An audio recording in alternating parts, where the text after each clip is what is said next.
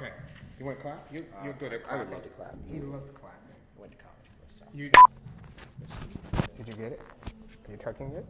You put it all the way in the pocket. Yeah. Oh, well, that isn't good. All right. Hi, I'm Chris Long. And I'm Evan Wynkoop. Over the last 7 months, it's been very scary, difficult times. There's been a lot going on, from the election To COVID and how to stay safe. And I'm sorry, Chris, I can't It do it. gets emotional on this part. I'll take over. Basically, how and what to pick over a plethora of stuff on TV and internet. There's just so much, Chris. It's a lot. Who do you turn to? I've been asking my parents, but they're in their 60s. They don't even know what they're watching half the time. Oh my God, I have friends. You have friends? We wouldn't even trust them to water a plant. No. Sometimes I literally go to strangers in a grocery store, of course, 6 feet apart with a mask on. Naturally. Yeah, and I don't touch anyone. Well, not at the grocery store. Go ahead. Wouldn't do that anyway. So Yeah. it's just a really scary, crazy time from what to Oh watch. my God. who to watch it ABC, CBS, NBC. C-SPAN, C-SPAN 2, Oh my God. CNN. Showtime, HBO, Cinemax, Encore, Stars, TLC. Amazon, Hulu, Netflix, Oh my HBO God. Max. Oh my God. I mean, there's so much content to whittle through. Are you going to do comedies? Are you going to do dramas? Are you going to do reality? Are you going to do... Lesbian, gay, straight, LGBTQ. Oh my God. Femme, dom, group, kidnap scenes. Oh, I'm sorry. I got that I think media. you might be thinking of a different streaming service. I think of Pornhub, Xtube, or probably the salacious Instagram. Oh my God. Can't even go on there anymore. No, that's true. You really can't. So... It's all just to say that we've been rooting through a lot of stuff with the goal of giving you some good advice on what to watch and what's coming up. We sacrificed our time, our energy. We watched everything so that you have something that's healthy and entertaining and meaningful to watch. So without further ado, we'd like to introduce to you, for the very first time, our new series, We Watch This Shit. So that you don't have to. Hi, I'm Chris Long. And I'm Evan Wynkoop. Welcome to the inaugural episode of We Watch This Shit So that you don't have to. So that you don't have to. Yeah, you don't have to do that. We do it for you. First up today, we are reviewing Micaela Coel's new amazing series, I May Destroy You, on HBO Max. Where to start with this series, Chris? I think that the basic premise, let's start with that. So essentially, Micaela Coel in 2018 was raped. And it was obviously a very traumatizing experience. And what I think is really amazing, that says so much about her as just a human being, is she took that experience and she decided to not only write about it, but write something in the form of I May Destroy You that is such a big meditative study on everything that's going on. Wrote it, produced, and starred in it, which is incredible. And she wrote these very complex but yet modern African characters that live in London. I think it's really quite impressive. Now, she had done Chewing Gum on Netflix previous to that and got a BAFTA award for it. Mm-hmm. And she describes herself as an ex-religious poet that emerged as a writer-actor. I think it's 27 minutes or half an hour format. There are 10 episodes. And 12 episodes. 12 episodes, sorry. There you go. Correct me all the time, God damn it. 12 episodes, and it follows her through the course of the year. And how she goes through different phases of dealing with the rape. And what's even more sort of impressive is there's not really a villain or a hero, because everyone has different shades of goodness or contributed to her getting raped, including herself. Well, I think that's part of what's so amazing about it is she takes something that she has this personal experience with, and rather than having sort of a very narrow-minded interpretation of what she wants to say, she really dives into everything, even the things that are a little uncomfortable and in that gray area. And I think that's a pretty big testament to her as a writer and a director and a actress and a creator. I want to show you a scene, a clip from this that I think sort of gives the tone of it, and that scene is?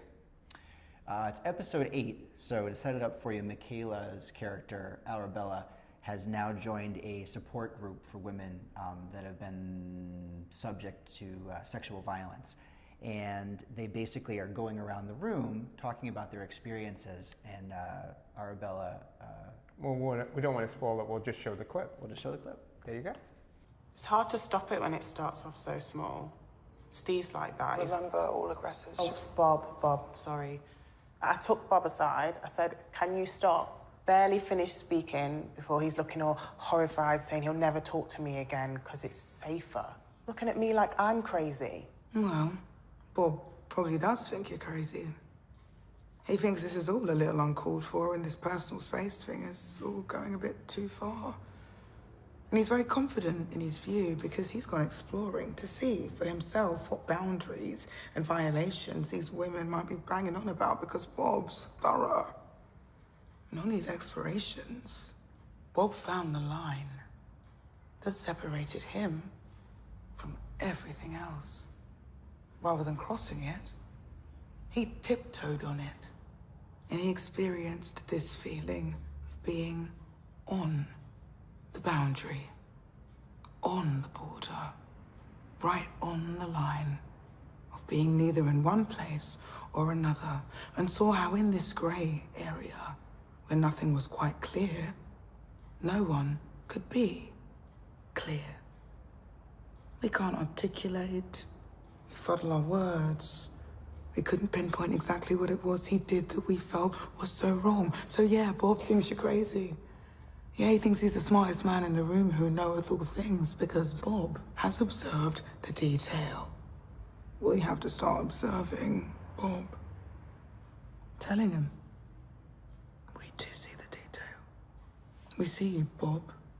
And if we see you, it means we are right there with you, tiptoeing in line, right behind you. And in that place, where rules, clarity, law, and separation cease to exist, we will show you exactly what we mean by violation. What I liked about that scene, it's very Shakespearean.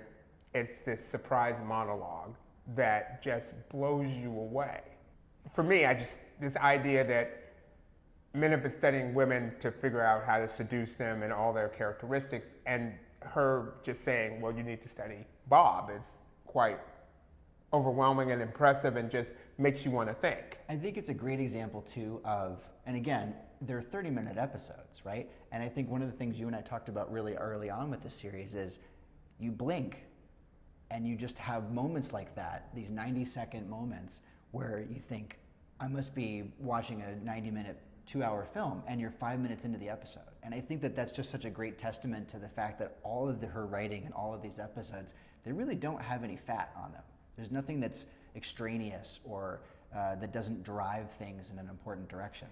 It's a crazy roller coaster ride. Each episode's a crazy roller coaster ride. I mean, at least personally for me, it's the first sort of drama that I've seen on any network station or online or any place where it was a very complex but relatable African-American African character on television. I mean, he had layers and depth. He also was sexually assaulted, which you'll find out, and how he had to deal with it with some lack of empathy about being assaulted, and how he had to come through that. And I think that's very interesting. I've never seen that on TV. Yeah, I think it's interesting that whether you're talking about Micaela Coel's character Arabella, Papa Asedu's character Kwame, or He's showing off with the names. I'm sorry, I'm working on it. But Terry, the third character in their sort of trio of friends, I think that the fact that they all have their own experiences with sexual assault or sexualization, and how to deal with it, not only from a sort of perspective of reporting it to the authorities, but also how to cope with it, and they all make different decisions through those experiences that affects their relationships and affects things that they do, and it becomes a bit of a trickle-down effect. The show analyzes two very important things. She's an Instagram celeb that becomes a writer, and it shows how it can be a positive and a negative attribute at the same time. And that was crazy because in a lot of her choices, she immediately goes online and publishes exactly what she's thinking at that moment, which is kind of empowering, but there's no retracting that, because once you are up and online, you're online, and footage is there forever.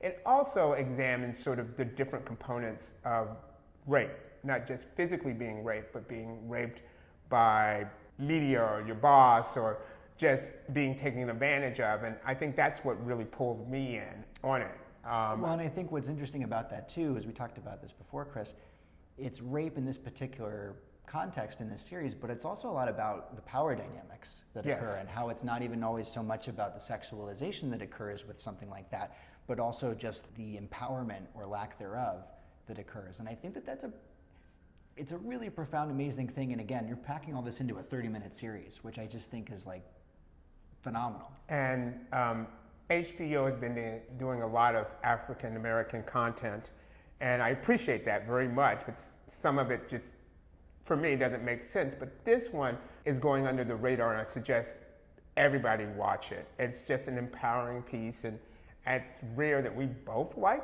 stuff together, and so we both liked it. So we both liked it. I think that it's worth a shot. I mean, once you get into episode 1, you won't be able to stop. So yeah, I think it's a win. It's a win for me. It's a win for me. So I May Destroy You. We think you should tune in and watch it on HBO.